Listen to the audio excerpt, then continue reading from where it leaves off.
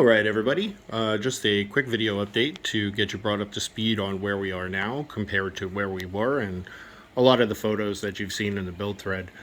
So first, this is the controller cabinet that I talked about. I built this into some IKEA pieces and cheap MDF, particle board, whatever you want to call it. The hinges for the inset panel didn't really hold well, subsequently came loose, and I was never really happy with it. The size didn't meet my need. So I'm going to be rebuilding this. I will be creating a DIY article on building your own controller cabinets, as well as posting a lot of pics of the process here in the build thread. To the top on the right there is a mini fridge that I use for storing things like Fido, garlic, Celcon, aminos and supplements for the fish's food. This is the tank itself, and as I also talked about in the build thread, the canopy ultimately failed, the lift system. I knew it would. Everything fails eventually. I didn't think, however, that it would happen in 2 years. If I had to do it all over again, I absolutely would. This was a fun project. It was, from start to finish, it was great. And when it worked, it was phenomenal. The one change I would do is what ultimately led to the failure was salt creep, which I didn't take into consideration given the open back underneath the stand. It allowed salt creep to corrode and subsequently lead to the failure of the linear actuators that I used to power the thing. So building it again, I would engineer some kind of way to shield those from salt creep and ultimately, hopefully, prolong the life of the system. It is what it is. The lighting's going to be changed out in the coming weeks. The lift system itself, I did, when I built it, bear in mind eventual failure. And so it was relatively easy to detach from the rear struts. This will be coming off. I'll be suspending lighting from the ceiling over it, a hybrid LED and T5 system. So let's take a look at the rockscape. The aquascape here is considerably different than the pictures that you've seen on the build thread. And like I said in there, I had a lot of time after I built it to just sit and stare at it and nitpick. I wasn't happy with it for a number of reasons. The sides were built too close to the glass. Rookie mistake there. Made it difficult for scraping, Coraline off the glass, as well as tank maintenance, getting behind it, clearing the sand bed, etc. Plus, I felt that it really gave that wall of rock look. I wasn't happy with that. And once I added the live rock, moving pieces around here, there, I could never get it to where I was happy with it. And so it was like obsessively playing with it, moving things around. But finally, I'm at a point for now where I'm actually happy with it. And let's take a look. So you come around to the side of the first structure here, and you can see a side view of the tank. Pardon the cloudiness of the water. I was doing tank maintenance yesterday, and I treated with Dr. Tim's Waste Away. I had to turn on the skimmer for this, and this should clear up by the end of the day, tomorrow at the latest.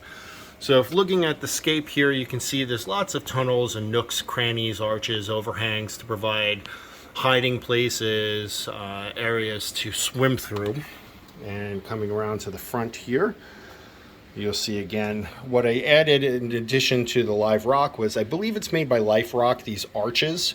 They're maturing nicely with the rest of the system. Those come off the main structure in the back and provide tunnels to swim through, areas to pop in and out, etc. And as you can see, the live rock that I added and some of the base rock and dry shelf rock, all of it's maturing nicely. And when building this, to eliminate that wall of rock look, I wanted two distinct structures, so it looked a little more natural, given also some negative space in between, which was, designed to kind of give an illusion of depth, although honestly that was difficult to achieve in the system because of the internal overflow. But, like I talked about, it was a trade-off. I had to go with the internal as opposed to the external due to the tank placement and my ability to get at the plumbing for regular maintenance, cleaning valves, etc. You can also see in the back there, in addition to the MP60s that flank the sides of the tank, I vertically mounted two gyres, ice cap 450s or something or other, along the overflow, the magnets inside the overflow, and that gives laminar vertical flow around the back of the tank to avoid dead spots behind the aquascape. And those push out, and the resulting water is picked up by the draw path of the 60s on either side, and then blown into the middle to give nice turbulent flow. Looking at the second structure here, you can see again nice overhangs, a little bit of negative space in between. Again, provide swimming room and allow for some more interesting movement of the specimens in the tank. Once again, various arches, overhangs, caves, nooks, crannies for the fish to swim through. There's tunnels. They can literally pass through this structure, scoot around through the back and through the other one, pop out in different places. Really fun to watch. And these various textures and height differences on both structures, my intent is to allow for some interesting placement of various corals and different growth patterns, staghorn plating, tabling, bushy, etc. Coming around here, you'll see these anemones. Again, I did tank maintenance yesterday to include a 50-gallon water change, which is the operating volume of my sump below. I vacuumed all of that out, cleaned it out. So they're a bit grumpy, but they're really hardy. They'll endure later. These three here are, in there by request of the Dainty Dictator. They are splitting constantly, so it's removing babies left and right.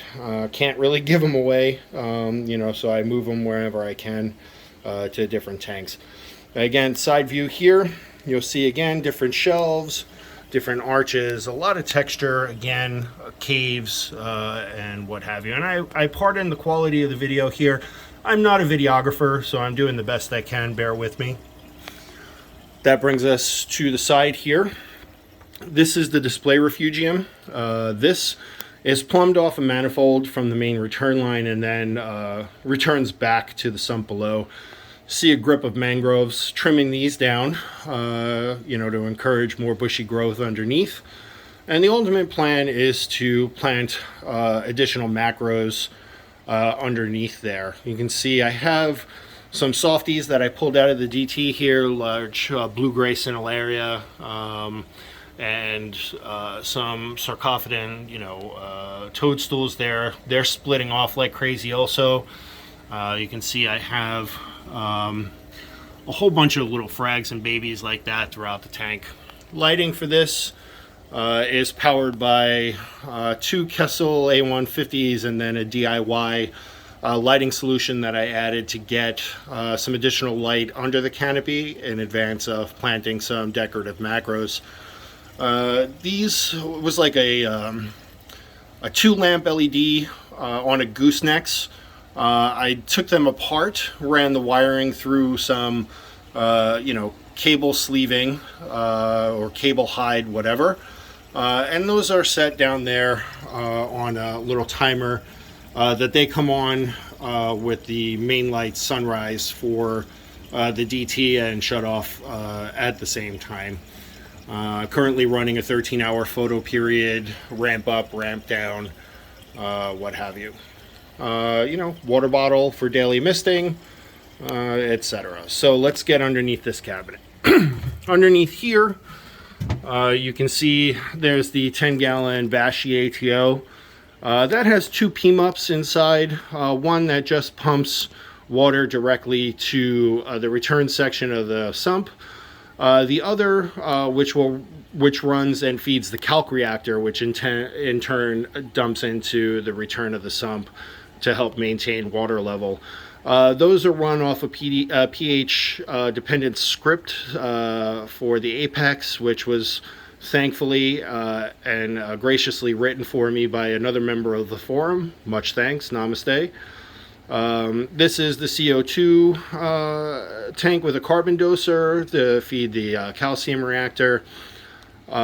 We have a diaphragm pump that feeds the ozone reactor by Ozotech, desiccant media dryer for that, and then you'll see another EB8, some additional FMM Apex modules, the fluid monitoring modules, one of which powers the aforementioned PMUPs, and another one which is run through the pass-through in the wall behind the system, power stuff downstairs. Two banks of Kamoa dosing pumps. These will be brought online as I add frags. I've had no reason to dose anything into the tank. It's just been limping along, no coral in there. And those are the DIY dosing containers that I showed you guys in the build thread. So that brings us under the hood here. Let me open this up here. Bear with me.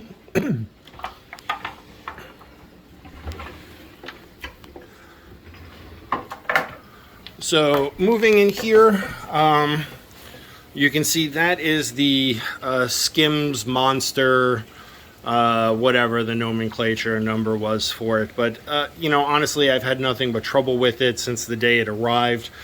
The sprocket at the bottom for the level adjustment came broken. And, I ordered the equipment, and, it sat in my equipment pile in the garage while I was waiting to put the entire system together. And by the time I opened it and noticed it was broken, it had been discontinued by BRS and no support for the product. I didn't even bother trying to get a return. I just, put a hot fix and tried to manage it as is. But it's been a nightmare to dial in. And I haven't been happy with it. That is being replaced by a Delua Great White, which I will do an unboxing and review of on here as well. And simultaneously, I ordered a Delua Great White pump, a return pump. As I stated in the build thread, the Vectra pump also failed.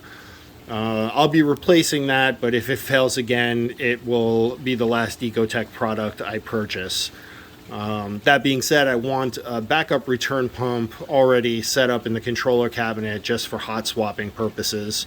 And the reviews that I've read on the Great Whites are pretty reliable. I'll judge for myself and share with you guys. In the interim, I had replaced the return pump with an Orbit Marine E-Flux. It's been great. I don't necessarily like the controller, but the pump itself is whisper quiet and pushes a lot of water, which I need given the headspace of my manifolds and the flow rate that I like coming through the sump. So you'll see in the back there, that controller is for the Wavelink, innovative marine Wavelink pump that I use for agitation in the return section. That will be moved to the controller cabinet to avoid salt creep and corrosion of that. You'll see above there, just kind of off of the clip again, did tank maintenance yesterday. That's the controller for the E-Flux pump. That's going to be coming out of there with the pump. The Delua controllers will be mounted in the display cabinet. Now, I talked about when I built this thing, I had initially plumbed the return from the display refugium into the third hole in the back there. That caused some backflow issues and slowed everything down to the display refugium. Plus, any pods coming from there got gobbled up by the filter socks or the protein skimmer. So ultimately, I moved the return here. It dumps into the benthic cryptic zone and ultimately flows back around, and many of them make it back into the display tank. All of that rock in there is a lot of what I had pulled out of the display tank and some other pieces underneath. I don't generally run lights under here despite the Kessel. And so it's not really coloring up, but I do have some considerable sponge and fanworm growth, lots of pods, and other critters down there, which adds to the biodiversity of the system. Again, that's the return pump. You look, see, I added lots of baskets and hooks for things like flashlights and scrub brushes and various supplements and feeds and all that other good stuff. I have a shop towel dispenser, glove box, nets, all that other good stuff. And that brings us down here to filtration section or additional filtration. Again, pardon these, I'm doing tank maintenance now, but you can see the aforementioned calc stirrer. That's run on a magnetic stir plate. It's made by IceCap, great product. In the back, I have the calcium reactor and a secondary chamber where the effluent from the calcium reactor runs into. That media is magnesium. By running it through the secondary chamber, it allows me to raise the pH of the effluent and increase magnesium saturation before it goes back to the tank. There's the ozone reactor and secondary chamber running carbon. And you can see there the UV sterilizer. And as I talked about in the build thread, I decided on the Tideline 60 sump as opposed to the CR44 Sapphire. The larger sump restricted available space under here for filtration, and my initially planned location for the UV sterilizer had to move. So it wound up over here in the corner of the stand, and in order to get it up higher to allow for bulb changes or, God forbid, the crystal sleeve, I mounted, I made a little block out of 2 sections of 2x4, painted them, affixed clips, and so that's running over there. That brings us to these. There's 3 BRS media reactors, and again, pardon the appearance, these are all offline. I'm doing tank maintenance. They are biopellets, GFO, and carbon respectively. One of these is actually coming out, the biopellet reactor. I'm replacing that with a modified Aquamax pellet reactor.